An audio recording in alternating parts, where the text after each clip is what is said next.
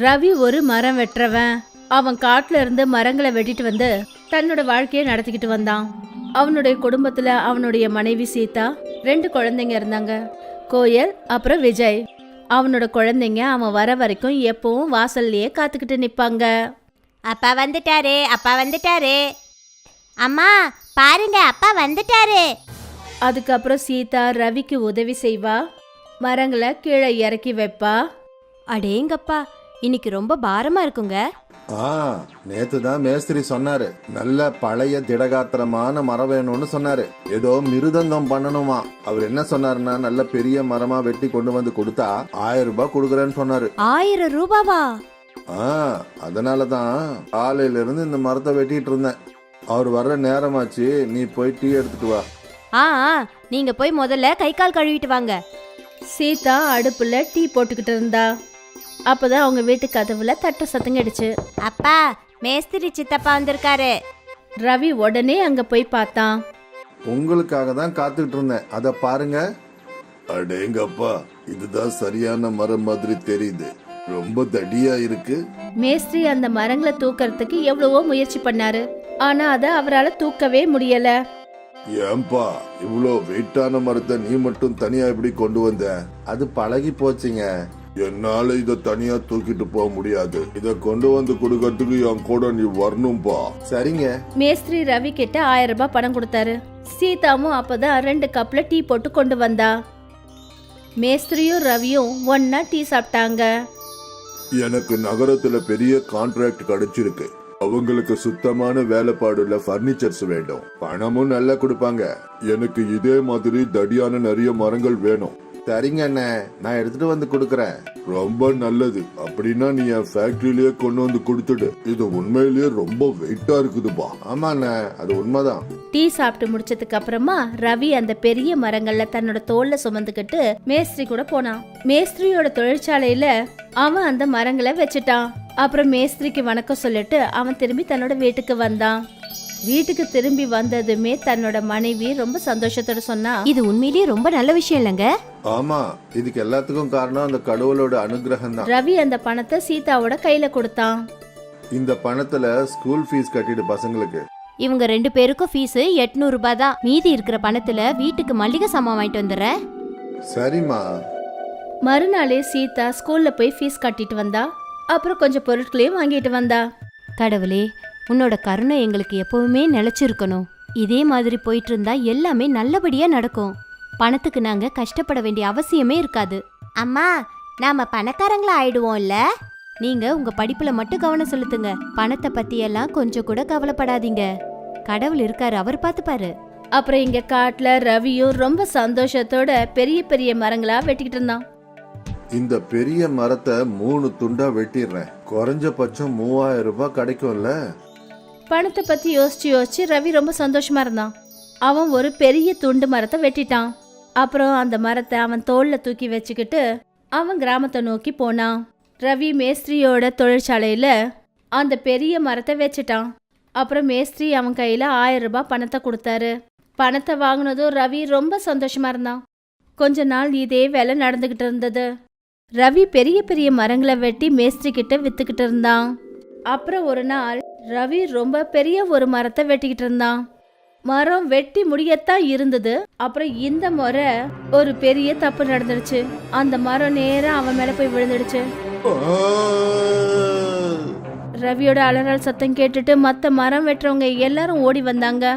அவங்க அந்த மரத்தை தள்ளி ரவியை உடனே கொண்டு போய் ஹாஸ்பிட்டல்ல சேர்த்தாங்க. இங்க டாக்டர் ரவிக்கு வைத்தியம் பார்க்க ஆரம்பிச்சாரு. சீதாவும் அவனோட குழந்தைங்களும் ஹாஸ்பிட்டலுக்கு வந்துட்டாங்க. அம்மா, அப்பா குணமாயிடுவாரு இல்லம்மா? கடவுள் இருக்காருல்ல, அவரை நீங்க நம்புங்க. டாக்டர்ஸ் ரொம்ப நேரம் வரைக்கும் ரவிக்கு வைத்தியம் பார்த்தாங்க.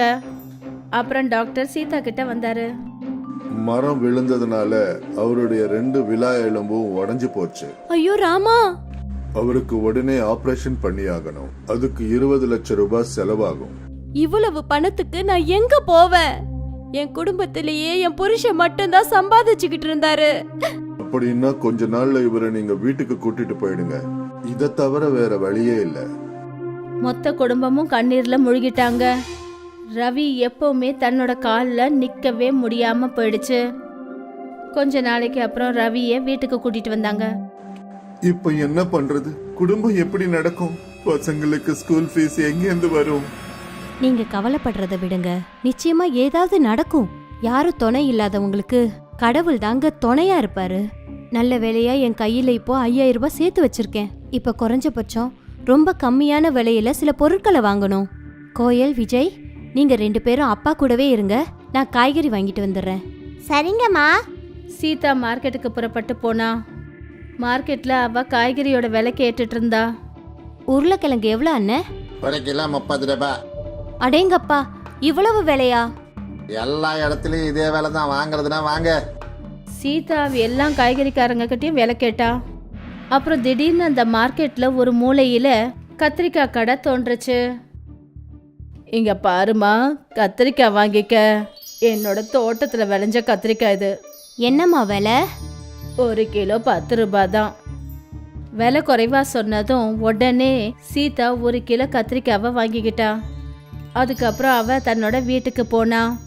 அப்புறம் மாயமா தோன்றின அந்த கத்திரிக்காய் கடை மறைஞ்சு போச்சு. சீதா வீட்டுக்கு போன உடனே, அம்மா, நீங்க என்ன வாங்கிட்டு வந்தீங்க?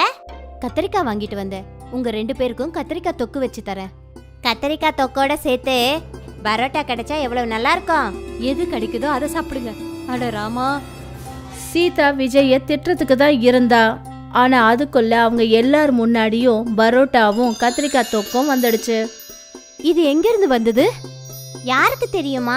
இது இங்க இவ்வளவு நேரம் இல்லையே. ஆனா எப்படி? இருங்கம்மா, ஒருவேளை என்கிட்ட நிறைய பொம்மை இருந்ததுன்னா எவ்வளவு நல்லா இருக்கும். அப்புறம் இப்படி சொல்லிட்டே இருக்கும்போது அவங்க கிட்ட நிறைய பொம்மைகள் வந்துடுச்சு. அடேங்கப்பா, என் புருஷனுக்கு குணமானதான் நான் இதை நம்புவேன். அப்புறம் உடனே ரவி குணமாயிட்டாரு. அவரும் எழுந்து நின்னுட்டாரு. சீதாவால அவளோட கண்ணீரை நிறுத்தவே முடியல. நன்றி, ரொம்ப நன்றி மாய கத்திரிக்காவே. சீதாவும் குழந்தைங்களும் ரவிய கட்டி அணைச்சுக்கிட்டாங்க. என்னால கொஞ்சம் கூட நம்பவே முடியல. நான் என் கால்ல நின்னுகிட்டு இருக்கேன். கடவுளே, உனக்கு கோடான கோட நன்றிகள். ரவி அப்புறம் சீதாவோட எல்லா கஷ்டங்களும் முழுமையா தீர்ந்து போச்சு. மொத்த குடும்பமும் சந்தோஷமா இருந்தாங்க.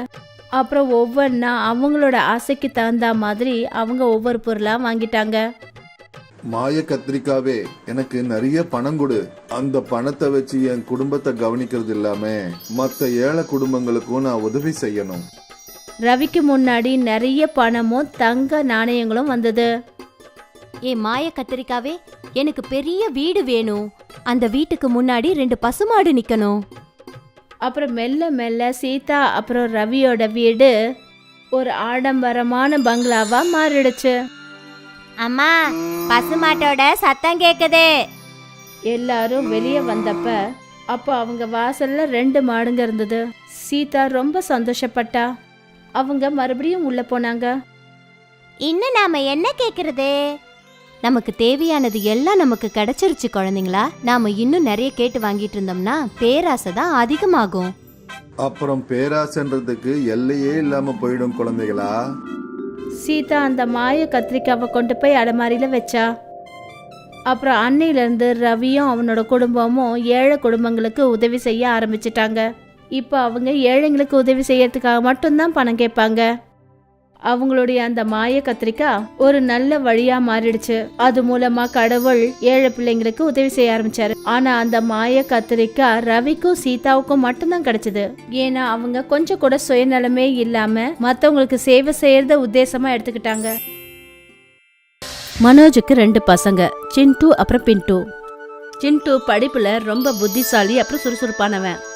ஆனா பின்ட்டுவோட மனசு விளையாடுறதுலயும் சந்தோஷமா கூத்தடிக்கிறதுலயும் தான் இருந்தது. ஒரு நாள் பின்ட்டு ஸ்கூல் முடிச்சு வந்ததும் அவங்க அப்பா கிட்ட சொன்னா, அப்பா, ஒரு சந்தோஷமான விஷயம். நான் ஃபெயில் ஆயிட்டேன். என்ன, நீ ஃபெயில் ஆயிட்டியா? இது உனக்கு சந்தோஷமான செய்தியா? இனிமே நீங்க எனக்கு புது புக் வாங்குறதுக்கு பணத்தை செலவு பண்ண வேண்டிய அவசியம் இல்லைல்ல. பழைய கிளாஸ்ல பழைய புக்கை வச்சே காலத்தை ஓட்டிடலாம். தெய்வமே, இந்த பையனுக்கு கொஞ்சம் புத்தியை கொடுப்பா. பழைய கிளாஸ்க்கு மறுபடியும் ஃபீஸ் கட்டித்தானே ஆகணும். மன்னிச்சிடுங்கப்பா, நான் இதை யோசிக்கவே இல்லை. சிண்டு கிளாஸ்லயே ஃபர்ஸ்ட் வந்திருக்கான். அவன் எனக்கு கௌரவத்தை வாங்கி கொடுத்துருக்கான். நீ என்னைக்காவது நான் தலை நிமிர்ற மாதிரி எந்த ஒரு வேலையாவது செஞ்சிருக்கியா? அப்பா, நேத்து ராத்திரி உங்க தலைக்கு தலைக்காணிய வச்சு உங்க தலையை நான் நிமிர்த்து விட்டேனே, மறந்துட்டீங்களா? ஒரு நாள் சிண்டு பின்ட்டுவோட அம்மா அவங்க அப்பா கிட்ட சொன்னாங்க, ஒவ்வொரு குழந்தையோட சுபாவம் வேற வேற மாதிரி தாங்க இருக்கும். சிண்டு படிக்கிறதுல கெட்டிக்காரனா இருக்கான், அதனால அவனை இன்னும் படிக்க வைக்கணும். ஆனா பின்ட்டுக்கு படிப்புல எந்த ஒரு விதமான ஈடுபாடும் இல்ல. அவனுக்கு நடைமுறை அறிவு கிடைக்கும் போது அன்னைக்கு அவன் வாழ்க்கையில ஜெயிப்பாங்க. நீ ரொம்ப சரியா சொன்ன.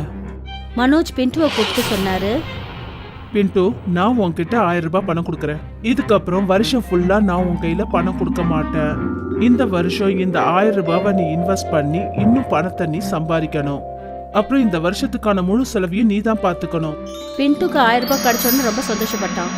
ஆனா இந்த வெறும் 1000 ரூபாவை வச்சு வருஷம் ஃபுல்லா அவனுடைய செலவை எப்படி பாத்துக்கிறதுன்னு தான் அவனுக்கு புரியவே இல்லை. பின்ட்டு கிராமத்தை சுத்துறதுக்காக வெளியில போனான். அப்போ ஒரு விவசாயி வயல்ல வேலை செஞ்சுட்டு இருந்ததை அவன் கவனிச்சான். நம்ம கிட்ட கூட தான் ஒரு வயல் இருக்கு, அப்பா அதுல எந்த வேலையும் பார்க்க மாட்டேங்கிறாரு.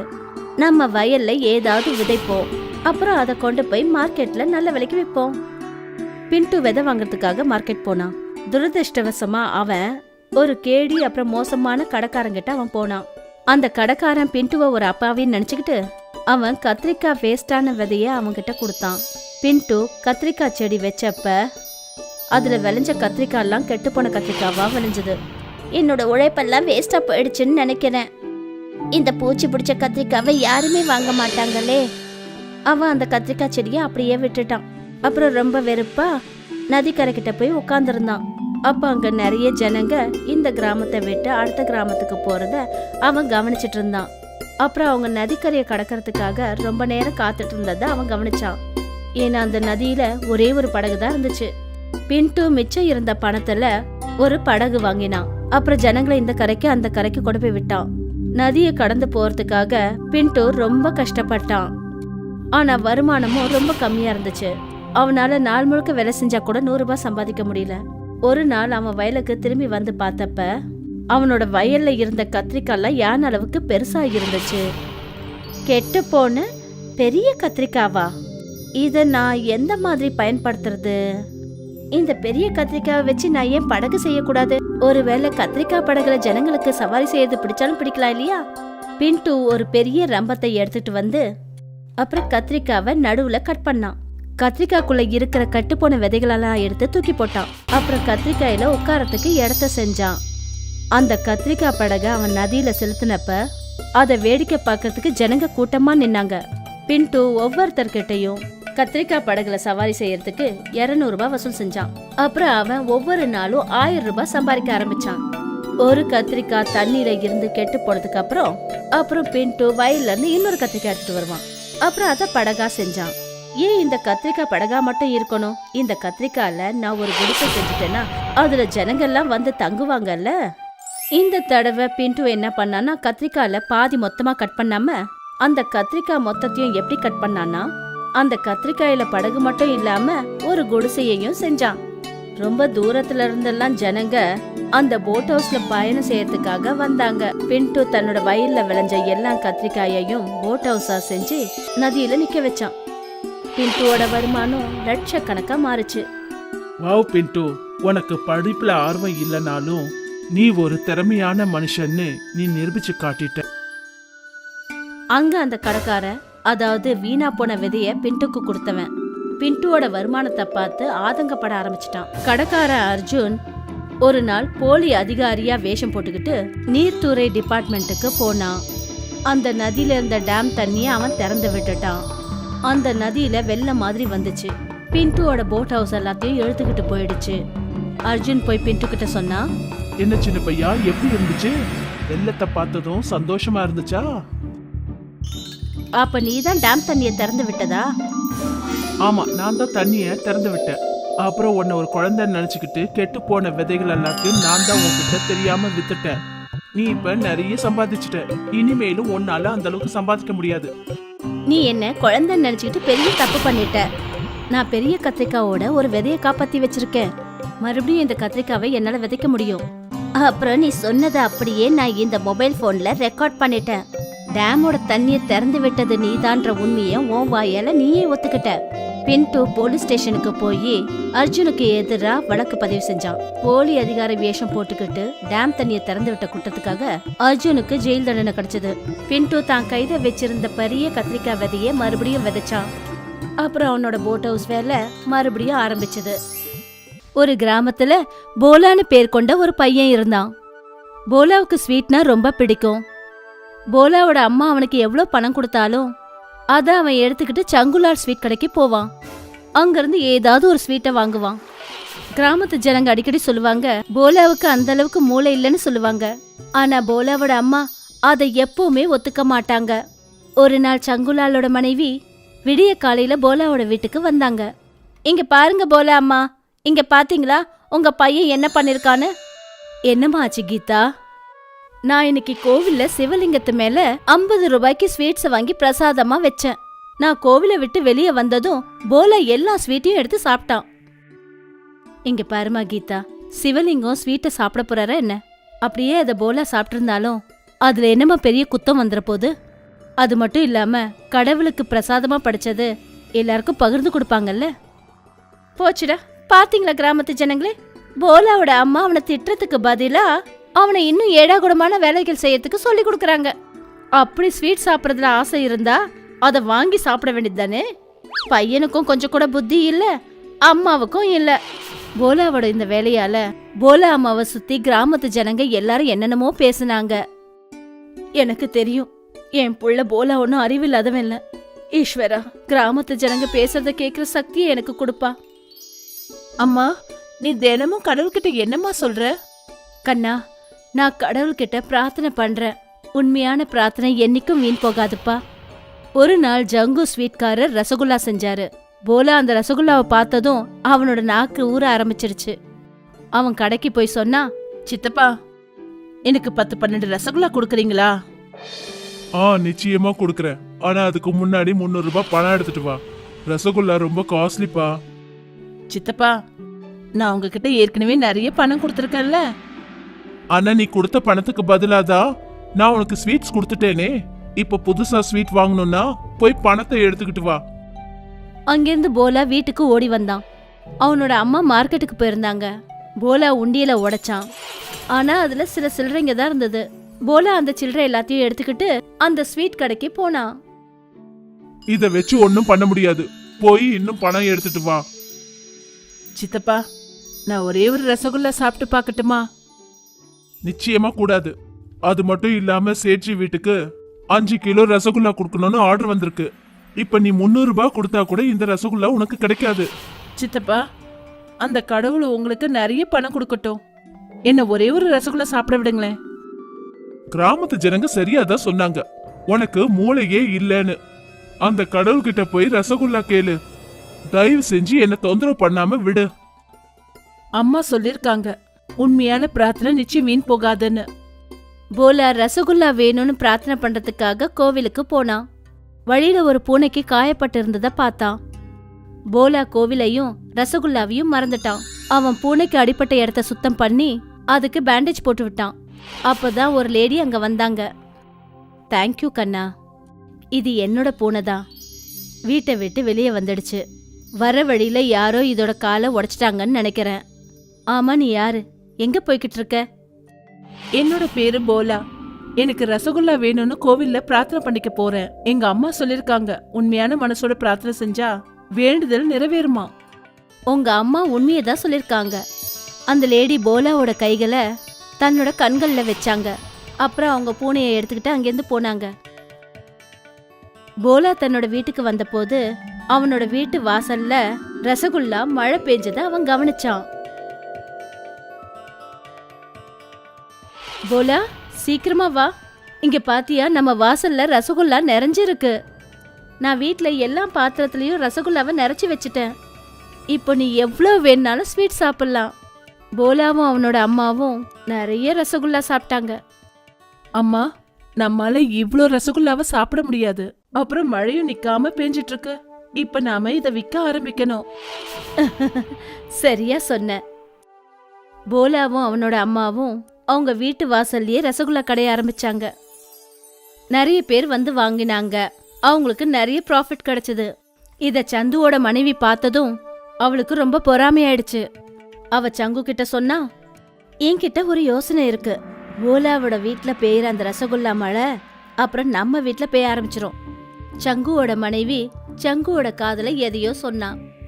மறுநாள் போலாவும் போலாவோட அம்மாவும் தூங்கி எழுந்தப்ப அப்ப அவங்க பார்த்தாங்க, அவங்க வீட்டு வாசல்ல ரொம்ப ஒசரத்துல ஒரு பெரிய டென்ட் கட்டி இருந்தது. அந்த ரசகுல்லா எல்லாம் பூமி வரைக்கும் வரவே இல்ல. எல்லா ரசகுல்லாவும் டென்ட்டுக்கு மேலேயே விழுந்துட்டு இருந்தது. சந்துலால் டென்ட்டுக்கு மேல விழுந்த எல்லா ரசகுல்லாவையும் தன்னோட கடைக்கு எடுத்துட்டு போனாரு. ஆமா, நீங்க ஏன் இப்படி பண்றீங்க? யாரை கேட்டு இந்த டென்ட்டை நீங்க கட்டினீங்க? வீட்டு வாசல் உன்னோடதான் இருக்கலாம், ஆனா அதுக்கு மேல இருக்கிற ஆகாயம் உனக்கு சொந்தமா என்ன? அது மேல எல்லாருக்குமே உரிமை இருக்கு. தலைவர்கிட்ட கேட்டுக்கிட்டு தான் இந்த டென்ட்டை நான் இங்க கட்டினேன். போலாவோட அம்மா தலைவரை பார்க்க போனாங்க. ஆனா தலைவர் அவங்க சொன்னதை எதையுமே கேட்கல. ஏன்னா சங்கு தலைவர்கிட்ட முன்னாடியே பணத்தை கொடுத்துட்டான். போலாவோட வியாபாரம் நின்னு போச்சு. அப்புறம் சங்கு அந்த ரசகுல்லாவை நிறைய இடத்துல வியாபாரம் பண்ணான். போலா கவலையோட அந்த மாயக்காரமாவை தேடினான். அவங்க கிட்ட அவன் எல்லா விஷயத்தையும் சொன்னான். அந்த அம்மா போலாவோட காதுல ஏதோ சொன்னாங்க. மறுநாள் கிராமத்து ஜனங்க எல்லாம் தூங்கி எழுந்ததும் எல்லாருடைய வீட்டு வாசலுக்கு மேலேயும் ஒரு டென்ட் இருந்துச்சு. அந்த டென்ட் எல்லாம் நெருப்பு பிடிச்சு எரிஞ்சிட்டு இருந்தது. அந்த மொத்த கிராமமே அதிர்ந்து போயிடுச்சு. அடராமா, இந்த வேலையை செஞ்சது யாரு? இந்த வெயில் புகையால செத்துக்கிட்டு இருக்கோம். நான் ஏன் இப்படி பண்ணேன்? வீட்டு வாசலுக்கு மேலே இருக்கிற ஆகாயத்துல அந்த வீட்டில் இருக்கிறவங்களுக்கு உரிமை இல்லைன்னா எனக்கு விருப்பப்பட்டதை நான் செய்வேன். நீ எங்க வீட்டு வாசல்ல டென்ட்டை போட்டு அதுல விழுந்த ரசகுல்லாவை எடுத்துக்கிட்ட. அப்புறம் நான் மத்தவங்க வீட்டு வாசல்ல டென்ட்டை போட்டு நெருப்பு வச்சேன். கிராமத்து ஜனங்க சங்குலால் மேல கோவப்பட்டாங்க. அப்புறம் போலாவோட வீட்டு வாசல்ல போட்டிருக்கிற டென்ட்டை எடுக்க சொல்லி கட்டளையிட்டாங்க. இப்படியே போச்சுன்னா நாம இருக்கிறது ரொம்ப கஷ்டமாயிடும். வீட்டு வாசலுக்கு மேல இருக்கிற ஆகாயத்துல உரிமை யாருக்குன்னா அந்த வீட்டு வாசலுக்கு சொந்தக்காரங்களுக்கு தான். சங்குலால் அந்த டென்ட்டை எடுக்க வேண்டியதா ஆயிடுச்சு. ரசகுல்லாவோட மழை திரும்பி போலாவோட வீட்டு வாசல்ல பெய்ய ஆரம்பிச்சது. அப்புறம் அவன் அந்த ரசகுல்லாவை வித்து ரொம்ப சந்தோஷத்தோட தன்னோட வாழ்க்கைய வாழ ஆரம்பிச்சான்.